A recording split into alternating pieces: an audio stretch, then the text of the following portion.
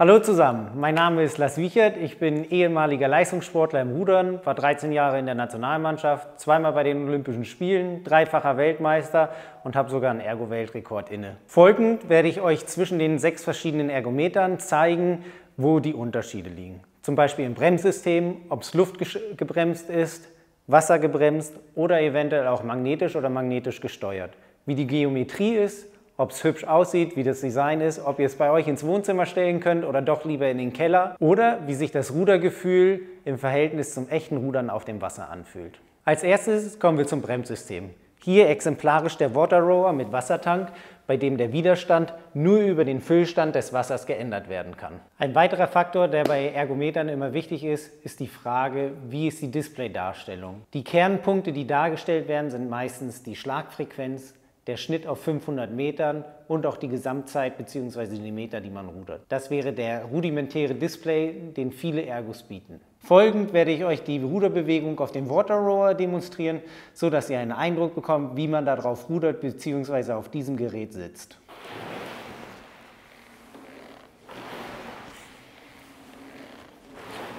Auch wenn dieses Rudergerät direktes Wassergefühl hat, dadurch, dass man diesen Wassertank immer wieder antreiben muss, ist es so, dass die Pedal vorne das Wasser nicht hundertprozentig greifen, sodass man da immer etwas ins Leere tritt.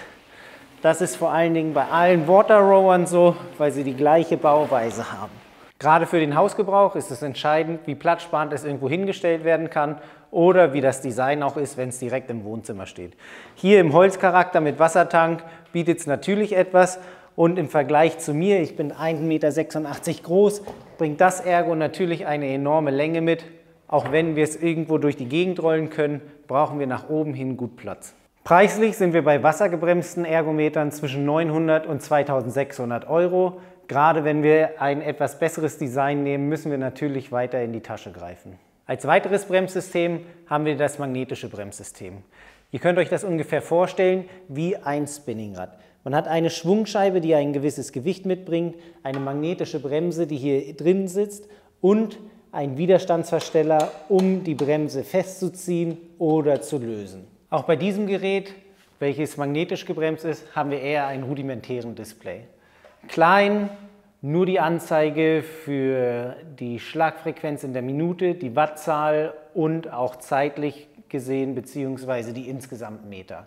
Kein großer Display, kein Entertainment-Faktor. Um euch auch bei diesem Gerät zu zeigen, wie die Ruderbewegung aussieht, werde ich jetzt mal ein paar Züge machen.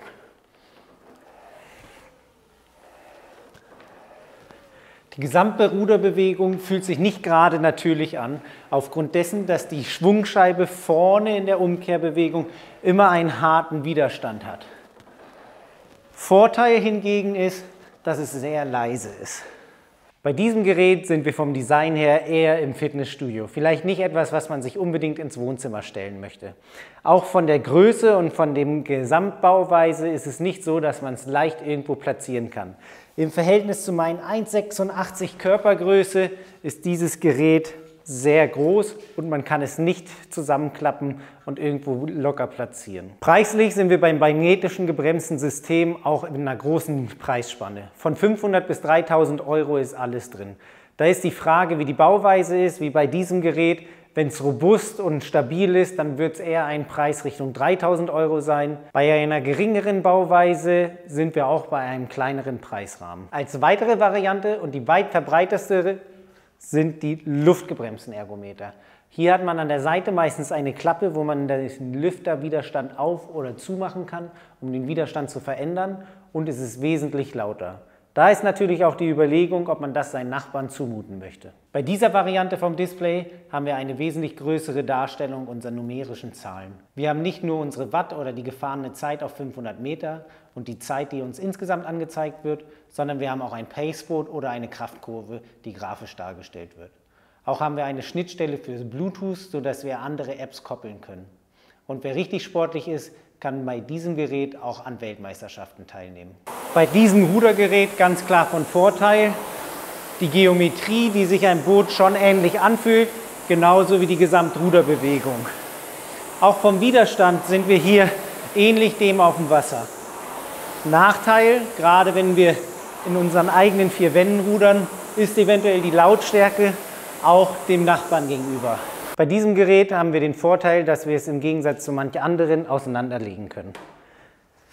Funktioniert relativ leicht, indem man hier anhebt und dann zwei Teile hat.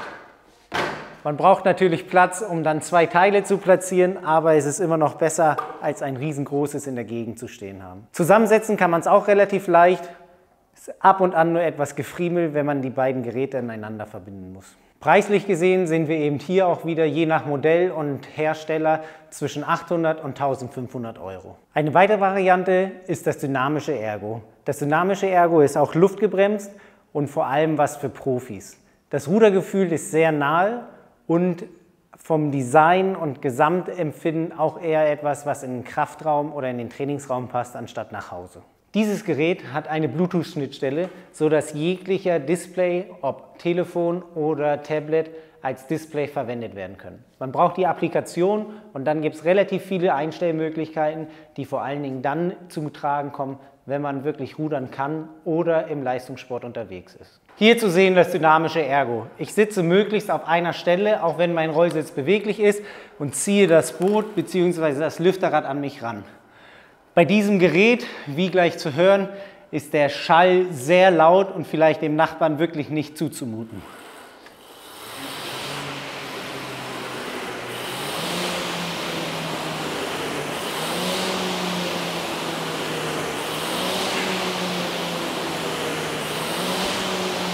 Das Rudergefühl bei diesem Ergometer ist durch den dynamischen Faktor sehr gegeben.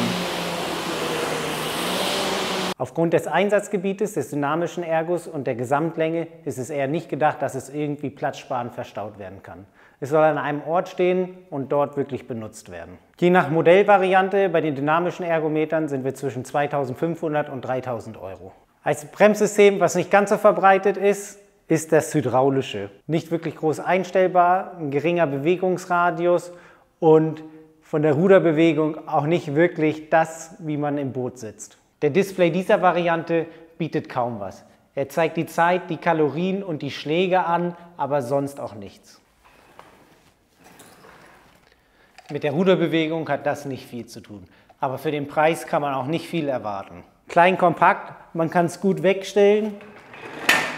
Und als einziges Gerät ist es kleiner als ich. Als letzte Variante haben wir die elektronisch gesteuerte Magnetbremse. Hat den Vorteil, dass wir genauso leise sind wie die Magnetbremse, aber wir durch die elektronische Steuerung ein sehr natürliches Rudergefühl bekommen. Bei dieser Display-Variante haben wir eine große Vielzahl an Einstellmöglichkeiten. Wir haben auch unsere Ruderparameter wie bei den anderen, können aber auch online mit anderen Leuten zusammenrudern und uns zum Beispiel durch Paris oder Monaco bewegen. Des Weiteren haben wir die Möglichkeit, eine Trainerfunktion einzustellen, die uns darauf hinweist, welche Varianten des Ruderschlages gut oder verbesserungswürdig sind. Um euch die Ruderbewegung auch auf diesem Gerät zu zeigen, mache ich mal ein paar Schläge. Von der Gesamtgeometrie sind wir hier auch sehr dem Boot nahe. Gerade die Lautstärke ist ähnlich wie bei normal magnetisch gebremsten Ergometern sehr leise. Das Ogletix selber kann klein verpackt werden und gut irgendwo hingeschoben werden. Man kann die Rollschiene hochklappen, was ganz leicht funktioniert, einrasten und gut ist. Der Ogletix ist auch kleiner als ich, kleiner Nachteil vielleicht. Dadurch, dass es eine elektronisch gesteuerte Bremse ist, braucht es immer einen Stromanschluss, so dass, wenn man eventuell mal im Garten fahren will oder so, eher eine Verlängerungsschnur mitnehmen müsste. Beim Ogletix sind wir preislich zwischen 2600 und 3000 Euro. Da hängt es auch davon ab, welche Variante man wählt. Grundsätzlich, auf jedem Gerät kann man rudern. Es ist immer die Frage der Langzeitmotivation. Gerade beim Ogletix haben wir durch den Trainer oder die Kartenwahl eine hohe Langzeitmotivation, um wirklich jeden Tag dran zu bleiben. Die beste Möglichkeit ist, du testest einfach mal die Geräte. Setz dich rauf, wo du die Möglichkeit hast, um zu erfahren, wie sich die unterschiedlichen Geräte anfühlen.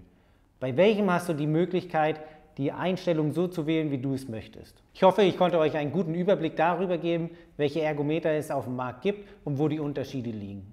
Habt ihr dennoch Fragen, ruft gerne bei Ogletix an, wir beraten euch gerne. Bis dahin, wir sehen uns beim Rudern. Ich wünsche euch viel Spaß. Lars.